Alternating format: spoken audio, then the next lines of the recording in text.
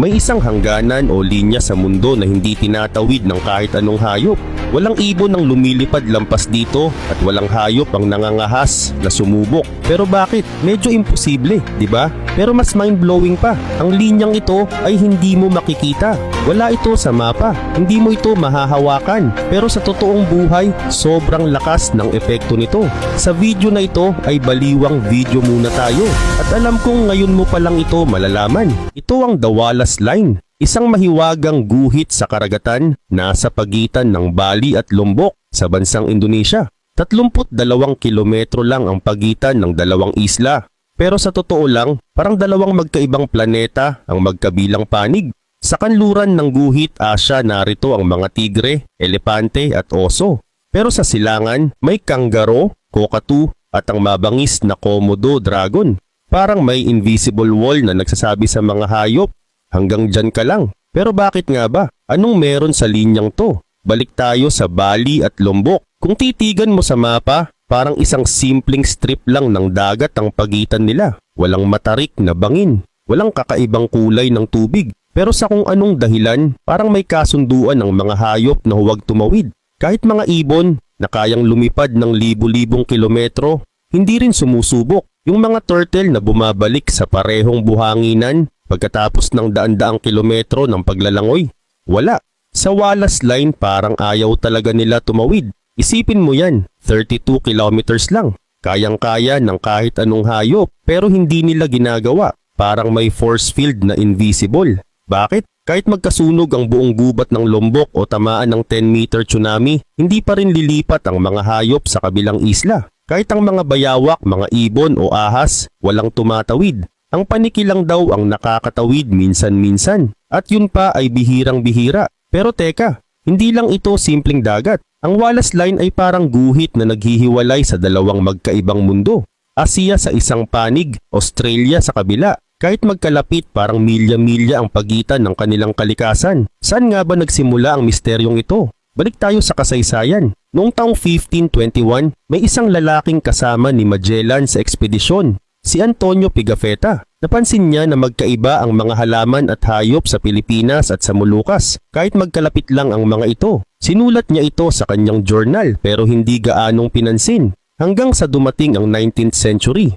Noong 1854, isang British naturalist na nagngangalang Alfred Wallace ang nagsimulang maglakbay sa Malay Archipelago. Habang pinagmamasdan niya ang mga hayop sa bawat isla, napansin niyang biglang nagbabago ang lahat pagtawid mula Bali papuntang Lombok. Magkaibang-magkaiba, parang dalawang mundo. Tinawag niya ang hangganan na yon bilang The Wallace Line at mula noon, naging game changer ito sa siyensya.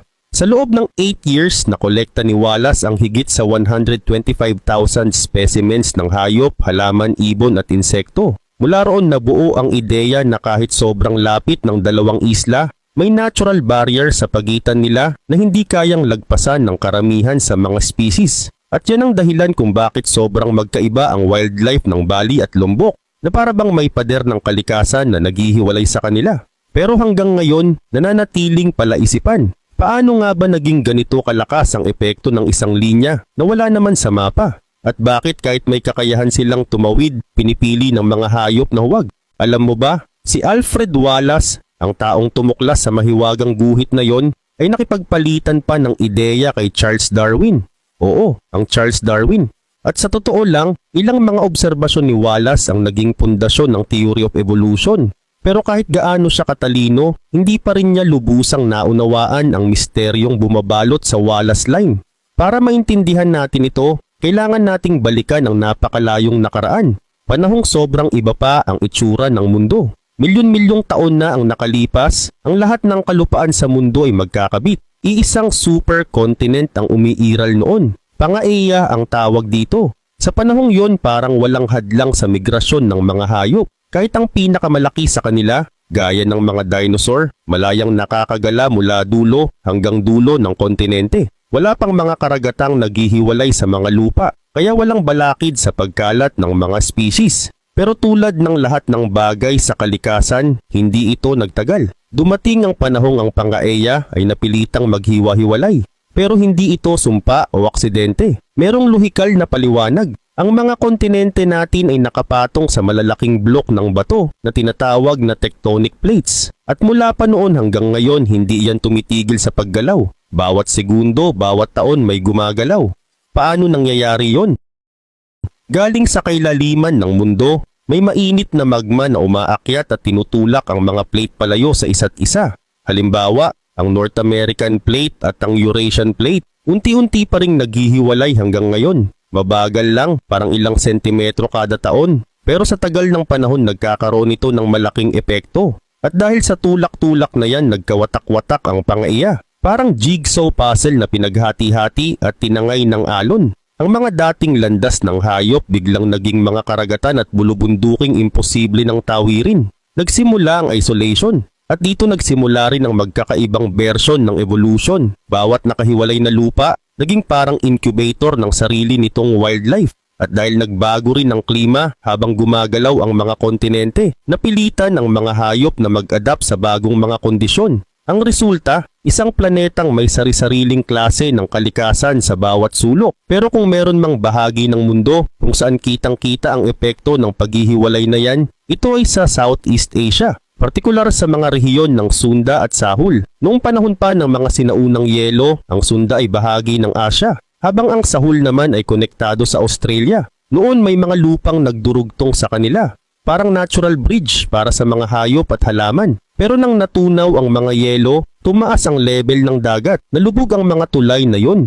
At ang dating tuyong lupa, naging malawak na tubig. Sa pagitan ng Asia at Australia, biglang nagkaroon ng dagat, isang water barrier. At sa gitna ng tubig na yon naroon ang Wallace Line. Pero teka, tubig lang naman, di ba? Bakit hindi pa rin nila matawid? Simple lang. Magkaibang-magkaiba ang dalawang mundo sa magkabilang panig ng Wallace Line. Ang klima, pagkain, halaman, pati mga kaaway sa kalikasan, lahat magkaiba. Kaya kahit may hayop na makatawid sa tubig, malaki ang tsansang hindi sila mabubuhay sa kabila.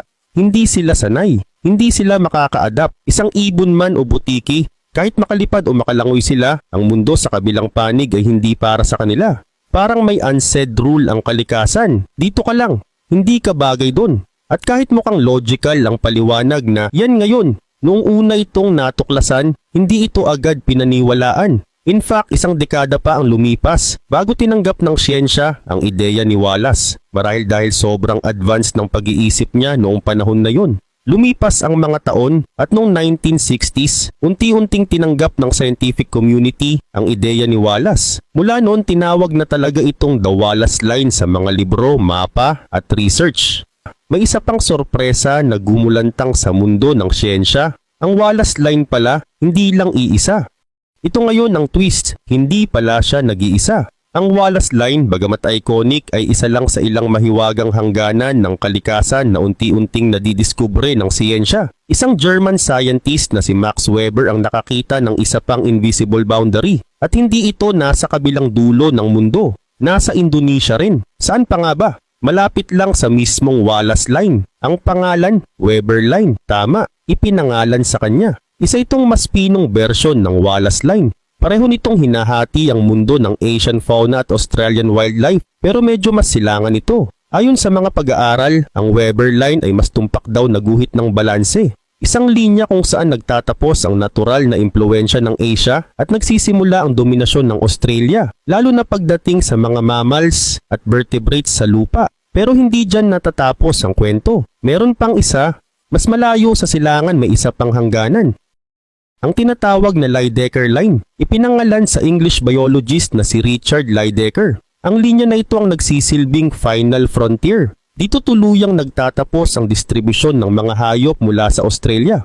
Mula sa Lydecker Line pakanluran, halos wala ka nang makikitang hayop na katutubo sa Australia. So ngayon meron na tayong tatlong invisible lines, Wallace, Weber at Lydecker. At bawat isa parang border control ng kalikasan. May mga hayop na hindi talaga sumusubok lumangoy patawid. Meron ding mga sumusubok pero hindi nagtatagal. Hindi sila nabubuhay sa kabilang panig. Ngayon isipin mo to. Kung ang mga hayop ay ganito kasensitive sa mga invisible na hangganan, kamusta naman ang mga halaman? Mas malaya ba sila or pareho rin ng kapalaran? Masasabi nating hindi rin ganun kadali para sa mga halaman. Oo, may advantage sila. Kasi ang mga buto at spores ay kayang madala ng hangin o alon sa dagat. Pero kahit ganun, ang Wallace Line at iba pang ecological boundaries ay nagsisilbing natural filter. Hindi lahat ng halaman ay kayang tumawid at manirahan sa kabilang ecosystem. Halimbawa, ang napakaraming uri ng eucalyptus, karaniwan ay makikita mo lang sa panig ng Australia. Ang tanging lumalabag sa panuntunang ito, ang rainbow eucalyptus, isang species na sa hindi maipaliwanag na paraan ay nakatawid papunta sa isla ng Mindoro sa Pilipinas. Yan lang ang kilalang exception. Napansin mo na ba ang pattern? Habang mas simple ang organism, mas malaki ang tsansa nitong makatawid. Para sa mga mikrobyo parang wala lang itong Wallace Line, kayang-kaya nila. Pero sa mga hayop na may mas komplikadong biological system, imposible halos. Pero ngayon, ito ang pinakakakaiba. May isang nilalang sobrang advanced sa buong kalikasan ang nagawang tumawid sa Wallace Line. At hindi dahil simple sila, kundi dahil sa sobrang katalinuhan nila. Hulaan mo kung sino? Tao. Mas tiyak pa, isang sinaunang lahi ng tao na halos hindi na natin kilala. Ang Denisovans. Noong 21st century, nadiskubre ng mga researcher na ang DNA ng Denisovans ay umiiral sa mga katutubong tao ng Papua New Guinea at Australia. Ibig sabihin, tumawid sila sa Wallace Line. At hindi lang yun, may ebidensya pa na bumalik pa sila sa kanluran pagkatapos. Paano nila to nagawa? Tandaan, noong sinaunang panahon mas mababa ang level ng dagat sa Wallace region. Pero kahit mababaw, malakas pa rin ang current. Sobrang delikado para sa kahit sinong lumangoy. Pero may isang bagay ang Denisovans na wala sa kahit anong hayop, gamit tools. Kaya nilang gumawa ng mga simpleng bangkang lumulutang. Hindi man ito gaya ng modernong sasakyan, sapat ito para maglayag at tumawid ng dagat. At yun nga ang ginawa nila.